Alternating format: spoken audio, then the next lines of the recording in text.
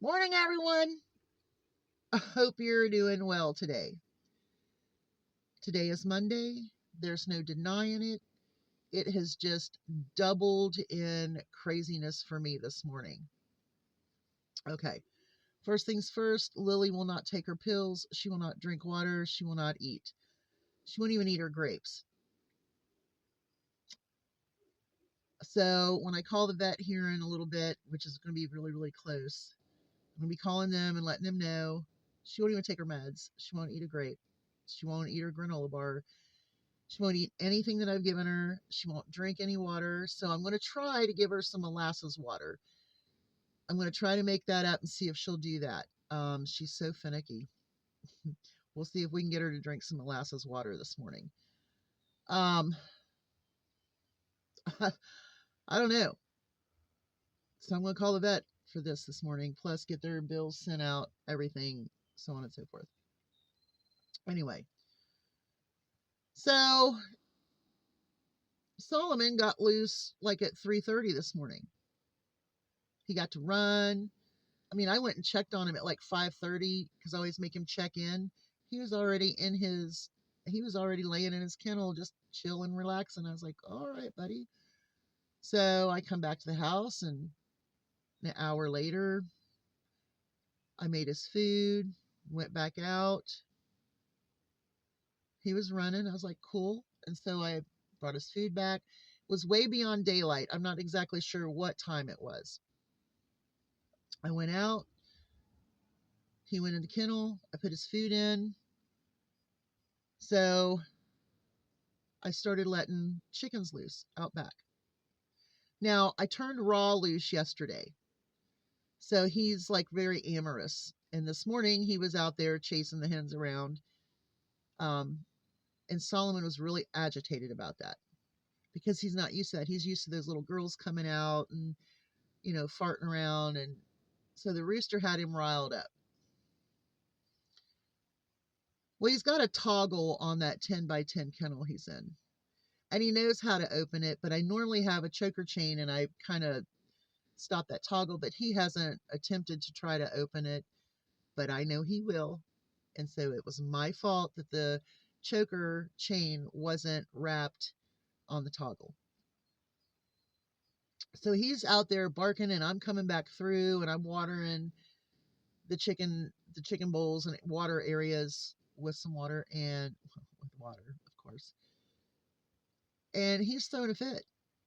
All of a sudden, I hear chickens freaking out, and I turn my head, and he's on top of them. He's chasing them. He's trying to get the rooster.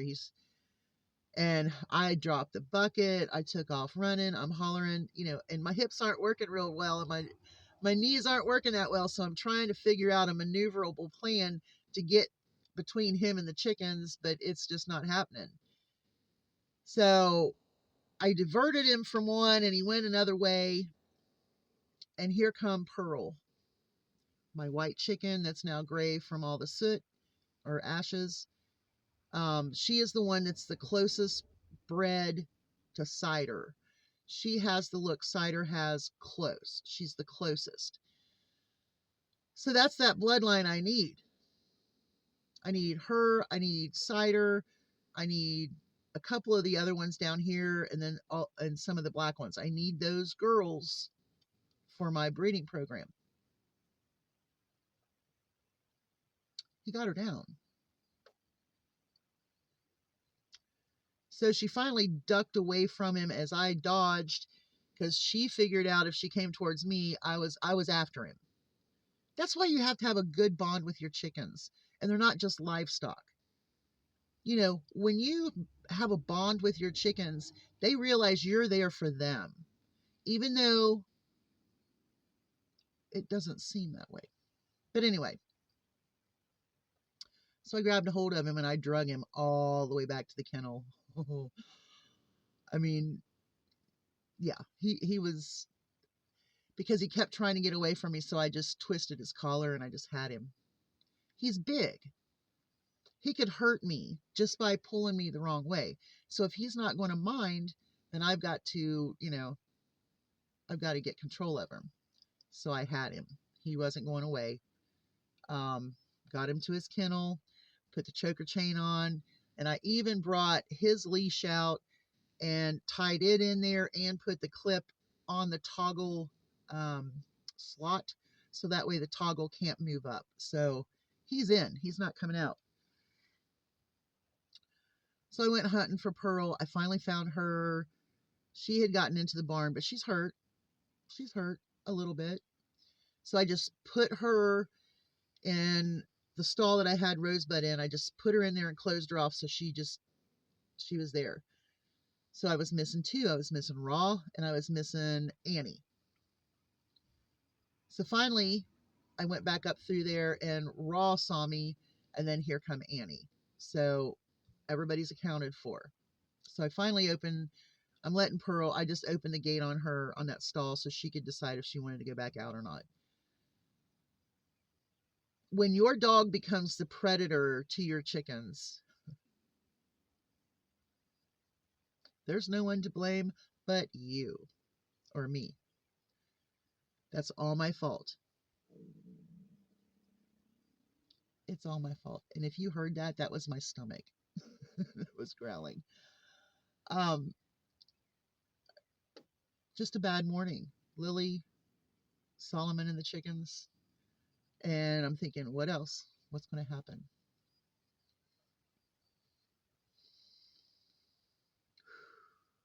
That was not what the topic was supposed to be this morning. I was supposed to have a little lighter topic this morning. So I had to start off with that. Now, we're going to talk about what I have to do today in order to get through. I need to get my garden area set up. I need to get that done because we're going to have all of this rain. It's going to be a perfect time to see how everything looks and then change it if I want to when we get a break. So I need to dig. I need to move some carpets before they get wet again. And I need to do all of that. I also am going to separate the babies, the chicks, the ones in the bathroom. And by the way, BB, you're right. I think I have 6 roosters. And that means I only have 3 hens out of the 9. I think you cursed me. So anyway, what I'm going to do is I'm going to separate those little roosters from those 3 hens. However, I might leave one of the little roosters in, and it's the very quiet, docile one. So I might leave that one in with those 3 hens and work with them to make them a little more personable. You can't work with those little hens when you've got roosters flying over top of them, attacking your hand, or you've got 3 of them fighting when you're trying to work with your hens. So I'm going to move them out, and I'll work with them separately. So I'm going to move them up to the brooder barn maybe today. I might do that today. Now, when the rain comes in, we're going to do the kitchen video. So when it's really rainy and nasty and I don't want to do anything, I'm going to get in there and I'm going to film me taking that one cabinet apart. And we'll go through a few things. I need to dig into some emergency food to find where granola bars for Lily, if she's going to eat them or not. But I need to do that. Okay. I want to talk about what's going on in our administration right now. When the hurricanes hit and everybody just went on this rampage that Biden wasn't doing anything, FEMA wasn't doing anything, which were lies. I mean, that was lies. Yes, people can bring up that there were some people that didn't go by certain things, but that was on a personal one-to-one situation that had to be dealt with because that was wrong. But as far as Biden not sending anything or not being responsive to the states, that was a lie. Now we've got states begging for federal help, and our criminal king is denying it. Arkansas, big one right now. North Carolina, Here's the deal with this.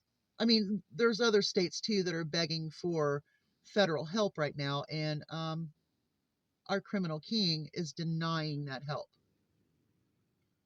Isn't that what you accused Biden of doing? Oh, that's right. You wanted FEMA abolished, but now you need their help. You need federal help. Do you see how counterproductive that is? So it's a waste for FEMA to help, but it's not a waste when you need it.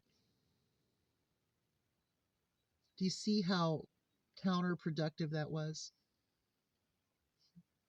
Now you're finding out that your criminal king don't want to help you.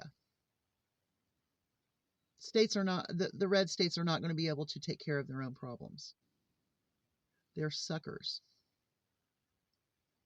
You have people downing blue states, but blue states fund your red states when it comes to FEMA, when it comes to things that you need. Maybe you'll never understand that. So when it comes to wildfires, floods, hurricanes, earthquakes, good luck, because he's denying help, even to red states. Amazing, right? Farmers, boy, they're finding out. It's really amazing to me that some people don't learn from history, from the last Trump administration. But now you have farmers and, their contracts that came with the Inflation Reduction Act, some contracts that were considered DEI.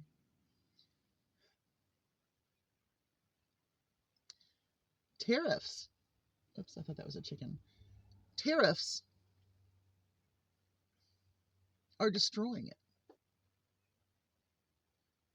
Farming, agriculture.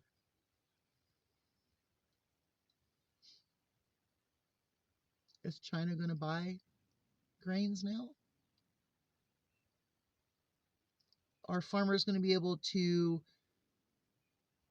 make money on crops that they used to grow for other countries with starving children?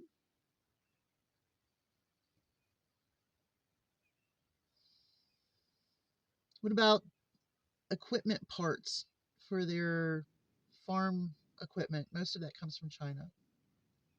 Parts for their equipment. That's going to go up.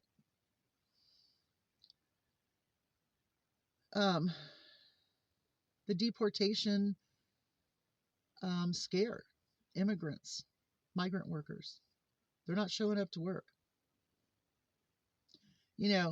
Texas is going to be hit very hard, not only from the agricultural tariffs,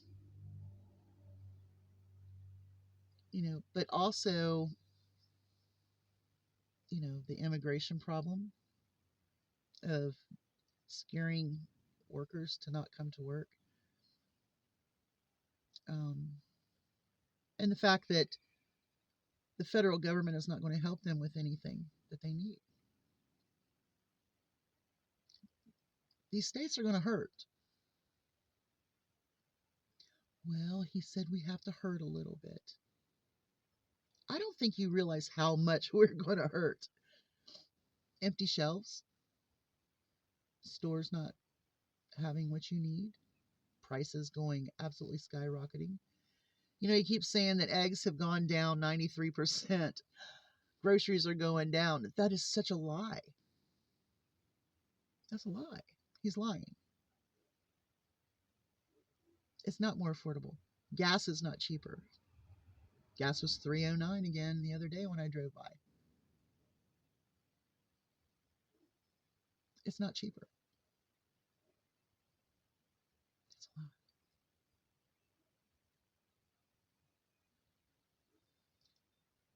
Arkansas is going to have some issues. And may Miss Huckabee wonder if she blew all that blew that money on a what was it, a lectern gate. She don't care, but she's caring because she can't afford to take care of her people in all of this flooding, and Trump's not helping her. North Carolina, I heard influencers crazy complaining about North Carolina not getting help. They're not getting it now either. They have been refused. Several states have been refused. So people are finding out. And it's a I told you so, right? All right. I need to get out there. I need to get with Lily, try to get her up again, see what I can get in her, see if I can get some molasses water in her or something, and call her a doctor. You all have a great day. Hugs from a distance. Stay positive. All right. I do want to do a video also about psychological spending in summer because I'm having an issue right now and I want to share my solution. So I might do that a little later today. You'll have a great day. Hugs from a distance. A little distance. Bye.